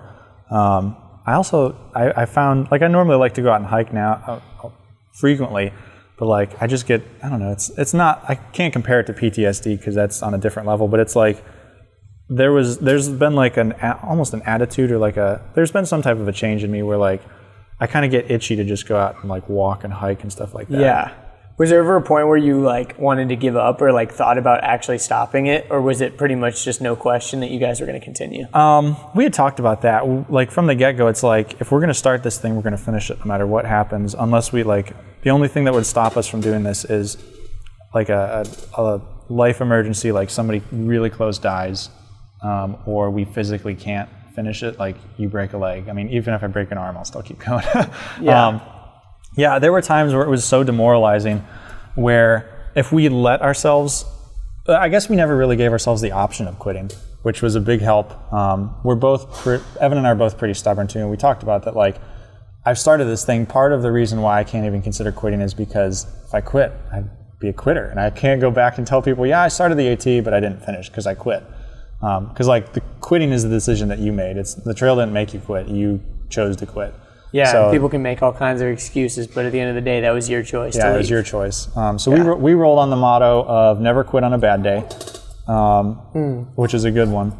And then the other thing is, like, even if it's been terrible, just you get through this day and tomorrow will change at some point. But yeah, there were times where we thought if we had given ourselves that option, we would be really close to quitting. And there were a number of times where it was just so hard and like physically, mentally, emotionally stressful that like you take a slip on a rock and go like falling down and just like have to sit there and cry and swear for a couple minutes just to get over it. But then it's like, all right, quit being a little wuss, pick yourself back up, finish this thing, get to where you're going for today, and then you can have a hot meal and a warm bed. Yeah, that's another thing is like I'm sure it took like a huge emotional toll on you. Yeah, me it was kind of different because my brother's engaged and he's getting married in a little less than a month.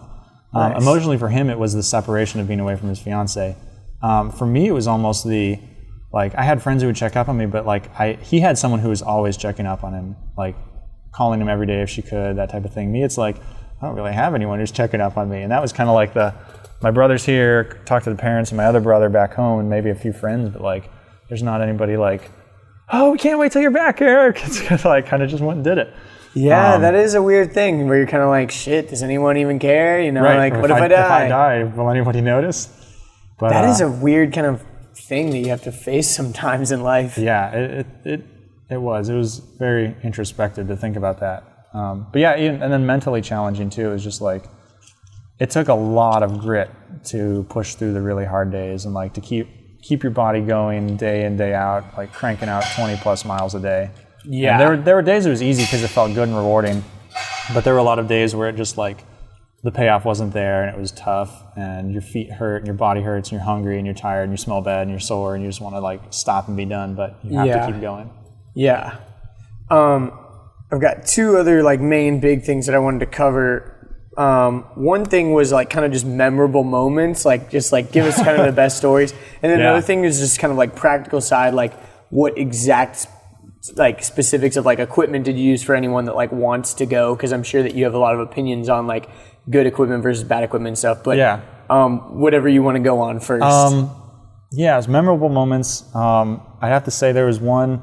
We got to a shelter on top of a hill that was crowded, and everybody's like, "Oh, sorry, there's no room for you here. You'll have to go camp down in the valley." So we went down and camped in the valley in a tent.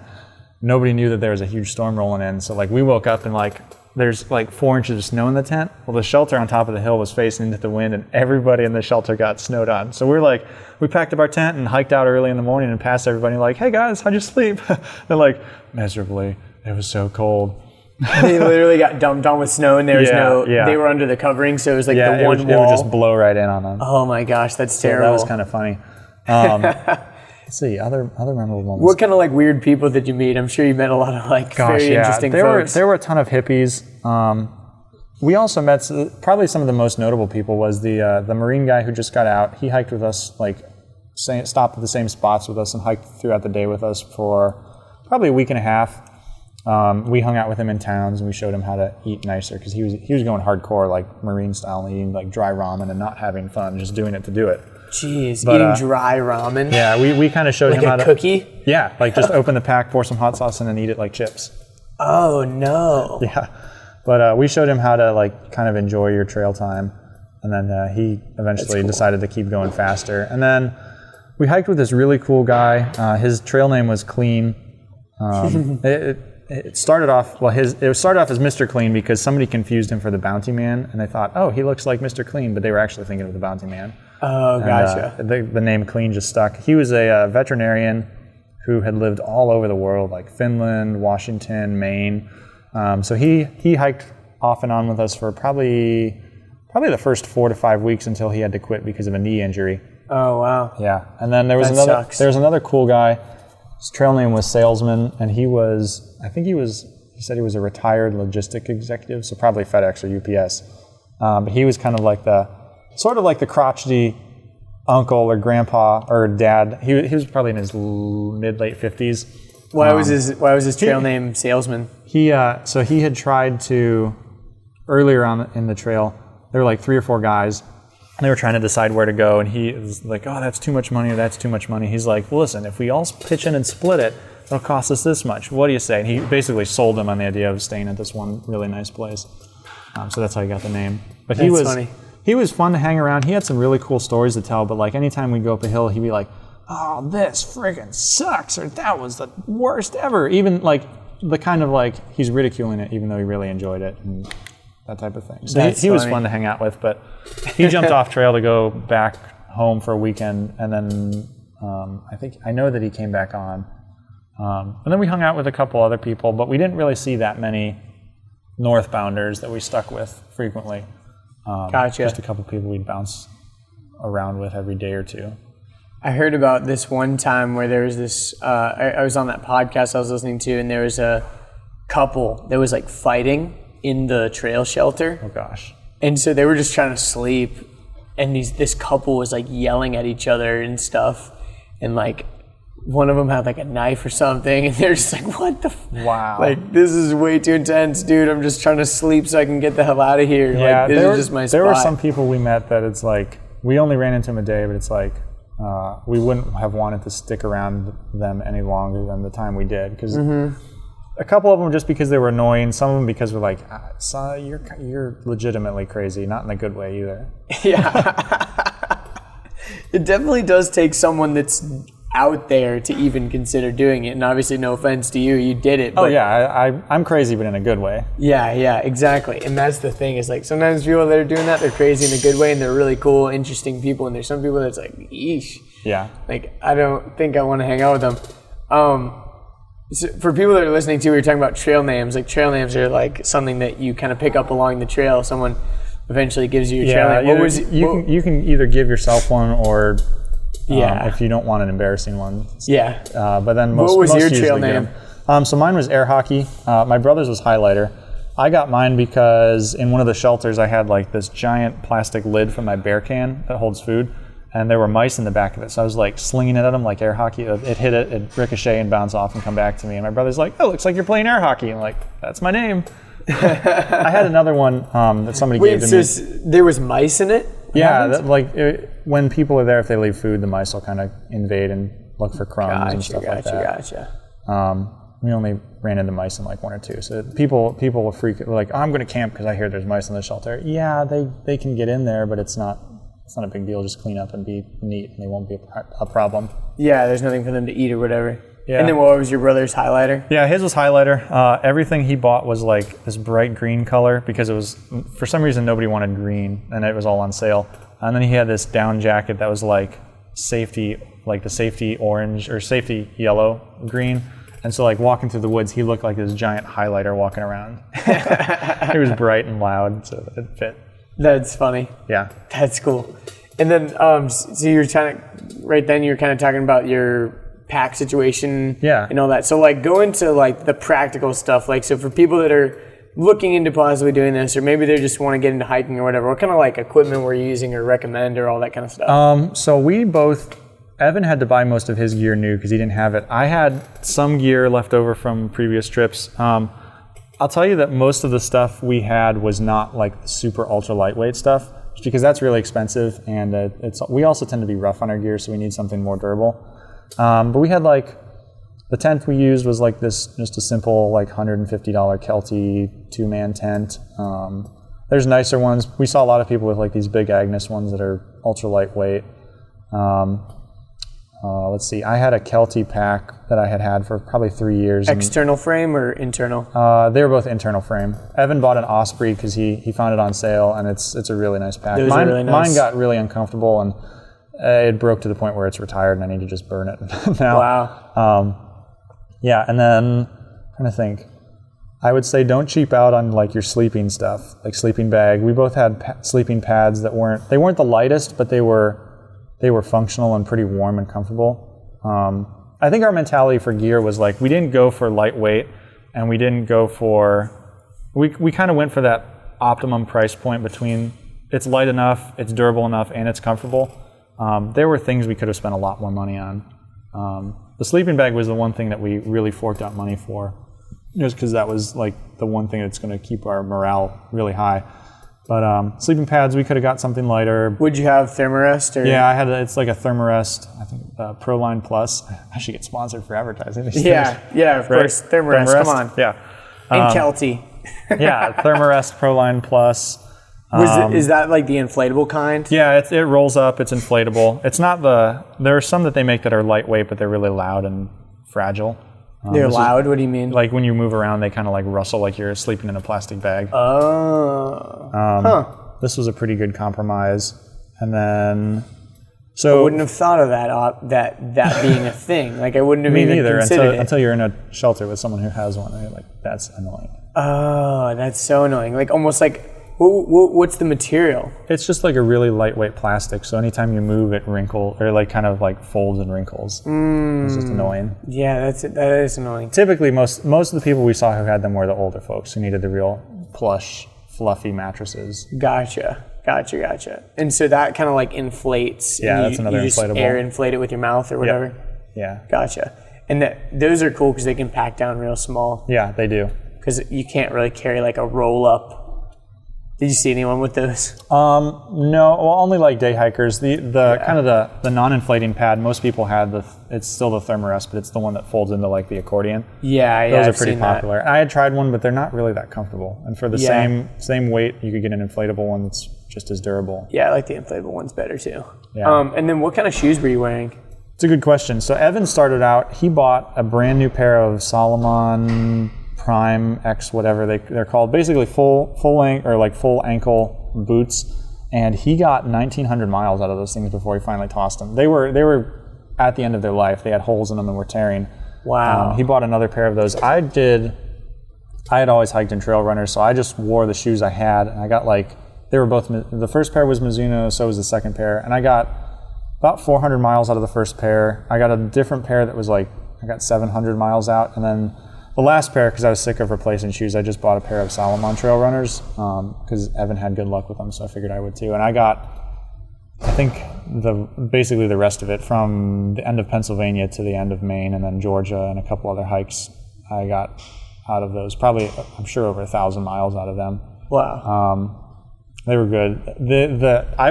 If I would do it again, I would probably just get the Salomon trail runners again, just because you can pay, it's kind of like the buy once, cry once. You can buy cheap shoes. The trail runners I had were like $50. I got them on clearance, and yeah, $50, but by the time I go through 3 or 4 pair, I've spent as much as I would have on a nice pair of boots. So yeah. In hindsight, I would have just bought the nicer trail running shoes from Salomon, but what I had worked.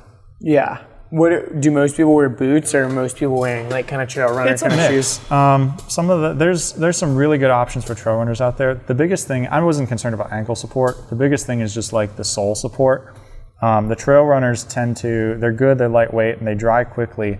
But after the ones I wore, after about 200 miles or so, the soles just got so beat up going over rocks and stuff that they the rubber on the bottom would kind of fall off. Yeah, it's just flexible and doesn't really offer any support for your feet. Gotcha.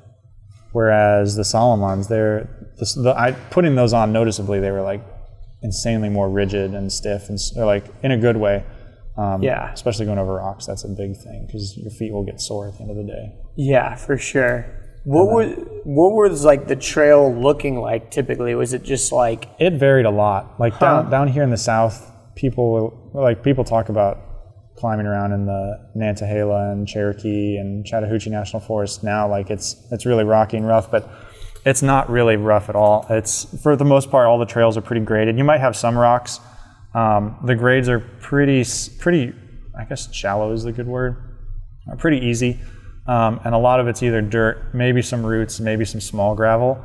And that's what it's like most of the way up through Virginia. Virginia starts to get some bigger, small rock fields, a couple 100 yards or so.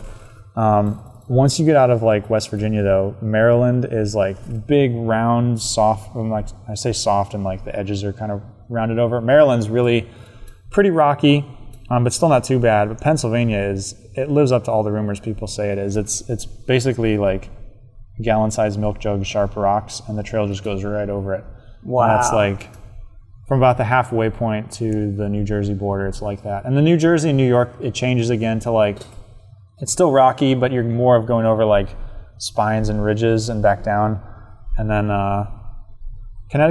Massachusetts, Connecticut was nice. Vermont was too. And then you get into the mountains, and the White Mountains and Maine is pretty rooty because the environment changes to more of an alpine as you get up there. And it's a lot more large granite slabs. It's basically a lot of it's Stone Mountain, but way steeper, and there's alpine forest growing up the side of it. So there's a lot more grip. The rocks are more worn down, but it's overall a harder surface that you're walking on. Gotcha. That makes sense. Were you ever worried about losing the trail? Or was it not pretty really. easy? It's really well marked. When you lose the trail, you know it really fast. The biggest thing was on the switchbacks, when you just be going and you miss the switchback, and you would just keep walking off to a water drainage, but you go I think the most we went was 10 feet or so. Yeah. Another thing that I was thinking about earlier that we didn't really mention was water. How do you get water? Yeah, so that's a huge problem. The time that we hiked it was probably early enough where there was good snowmelt, good rain, and every spring that was listed on our trail guide was flowing really well. We had a filter that we used, but about halfway, even less than that. We switched over to using Aquamira, which is like a 2-part bleach thing that mixes and purifies it. And then we used basically bleach, a couple drops to purify water, and didn't filter at all. Yeah. But as it gets later in the summer, some of the springs dry up and it becomes a little harder to find it. Yeah. So we started off filtering, but I mean, once you're up in the mountains, pretty much our thought was anything above like 2,000 feet, anything draining down to the towns and cities is going to be clean. The only time we worried about that was in Virginia and Pennsylvania, where there's a lot of dairy farms, because you don't want to get like cow manure runoff. Evan did get sick once, but it was like it hit him real hard, and he lost all his dinner that night, and then it took like a day or two to fully recover. Did you guys hike through it, or? Yeah, we ended up hiking through it. Jeez. But that was because he was, I think what happened is his filter had frozen, or it didn't filter whatever it was supposed to. And in addition to that, it had rained really hard the past couple days, and it's probably stirred up a bunch of stuff that got in the water. So we're not sure what it was, but it messed him up for a little bit. Was there any days you didn't hike? There was one. Most people take what they call 0 days. We had talked about doing like only a few of them. There was really only one day we didn't actually hike. We took our first and only 0 day in Damascus. The trail goes right through town. There's all sorts of stuff there. And Evan's fiance came up to see us. So we just took the entire day and didn't do anything. Just like I basically ate all day, like 5 meals, and hiked around. Where's Damascus? So it is just into the Virginia border. It's I think if you go I-81 crossing from Tennessee to Virginia, gotcha, kind of near Bristol. Gotcha. That makes sense. And then we had talked about doing more of them at like the halfway and 3/4 point, but to be honest, we found that it worked better where. I mean, we're used to doing 20-something miles a day, so even in a half day, you can still crank out 10. So at most we'd do like get up in the morning, walk till lunchtime, and hit the town up probably about lunch, have lunch, and then take the afternoon off. So yeah, that was the only day we actually didn't hike at all. Wow, that's awesome, man. Well, is there anything else that like people should know about the AT or anything like that, or anything else that you wanted to talk about? I'm trying to think. I'm still kind of collecting my thoughts. I have. Because you just got off it recently. Yeah, it's been about a month since I'm back. It's crazy, man. I have for every trip that I do, I usually post like I've got a blog that I run. It's just erikjarvi.com, and it kind of details all my travels. I'm still thinking of what I want to actually write up there for the post, so it's in the works. I have some ideas jotted down, but I haven't fully put everything together. I think a couple of the big things that I learned over the trip were your body can go, and I've kind of known this, but this was a really great example. Your body can always go way more than you can ever imagine it can. As long as you fuel it right and you have the willpower to do it, like you can push yourself to incredible limits. And then the other thing that we talked about, like when you quit something, it's your choice to quit. It wasn't something else that made you quit. Yeah, it might have been hard, but it was the only way you quit is when you quit. And then never quit on a bad day. And then I think the thing that was probably the hardest is actually being done with the trip. And I kind of realized that the ending always comes faster than you expect it. Just the transition from going to hiking in the wilderness to like all of a sudden I'm back in civilization, and I'm on an airplane and I'm in Atlanta. It's kind of shocking, and it's taken a bit to actually adapt back to it. Like I can drive through a restaurant and get food in like 3 minutes. It's crazy. Yeah, what? I don't have to think about the weight that I'm carrying on my back. It's a different world, but it's pretty good. Totally I think it's sometimes I think of it as being jaded, but I think it's just made me kind of be able to have a better perspective on the difficult things, like what's really difficult in life and what's really not that difficult in life. What's next for you? Like, do you plan on doing any other giant trips, or was that pretty much the pinnacle, or is there bigger things? Like the last month, my brother and I were like, we're never hiking this thing again. Once we get done, we're done. And I don't think there would have to be a really good reason to compel me to hike the AT again. Yeah. I think though, the thought, like within 2 weeks of being done with it, the thought crept into my mind like, I could probably do the PCT next year. And I don't know. We'll have and to that's on the West Coast, yeah, right? that goes from the Mexican border up to the Canadian border. So and that's even longer, right? It's longer, but the elevation change is more gradual. Gotcha. So you could probably do it at about the same time. So that's been nothing official yet. That's been creeping in my mind, and we'll have to see where life takes me. But you may find me out there next June in the That's middle of the awesome, desert. man. That's really cool. So if people want to like find you said you have your blog, erikjarvi.com, you said? Yep. Where can, like, if people want to ask you questions or whatever, if they want to find you, if you don't want people to find you? Or... No. It's good when people find me. I've developed into actually enjoying sharing my experiences with others. The blog's up there. I don't think I have comments on it. Probably the best way to contact me is just through Instagram. I'm usually posting photos from where I've been up there. Nice. It's just it's linked on my blog, or it's just EJARV1. Perfect. I'll make sure to like put in the show notes that nobody will read, but I'll read them. Yeah. My friend Matt B. Davis, he runs the Atlanta podcast, and he also runs the Obstacle Racing Media podcast, I think it's called. Okay. And he said that in his recent podcast. He's like, I'll put it in the show notes that nobody reads. Yeah. I love that. So I'll make sure all the info is down there. But anything else you want to say to the world? Not that I can think of. That's about it. Cool, man. Well, dude, this has been a really fun podcast. And I think the coolest thing is I had a really cool experience, and I enjoy sharing it with other people, and hopefully inspiring other people to like get out and challenge themselves. Even if it's not in nature, challenge yourself and adventure. And if it works out, go out and hike something. That's awesome, man. That's great advice. Well, that's pretty much it, everybody. We'll see you soon. Thanks for listening. Very nice. That was an awesome podcast. Hopefully the background noise wasn't too distracting. I was able to edit a lot of the noise out. But if you want to follow Erik, you can check out his website, erikjarvi.com. That's erikjarvi.com.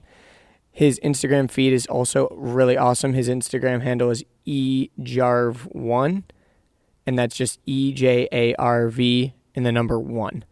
The next episode is with my friend Danielle Render-Termeau, who just finished her master's degree in clinical mental health counseling. And for the past 5 years, she's been working with survivors of all kinds of trauma. She's gone to the red light districts of India to work with women and children there. And for the past year, she's been counseling survivors of trauma at Grady Hospital. And she will also be teaching psychology classes at Georgia Highlands College very soon. And one last thing, she is also a researcher regarding the subjects of trauma and women's studies. Woo, she does a lot of stuff. But that conversation was awesome. If you're into psychology and stuff like that, you definitely don't want to miss that episode. Should be launching sometime early next week, hopefully. But that's all I got. Please share this episode with anyone who you think would enjoy it, anyone who's into adventure and outdoors and hiking and all that stuff. You guys rock. The love and support I'm getting is amazing. Please keep sharing the podcast. Please keep listening. Again, I'm traveling right now, so if you want to keep up with all my adventures, you can go to my website, andrewdeitch.com, and you can find the links to all my social media accounts. But I got to run, so I will talk to you guys later. See ya.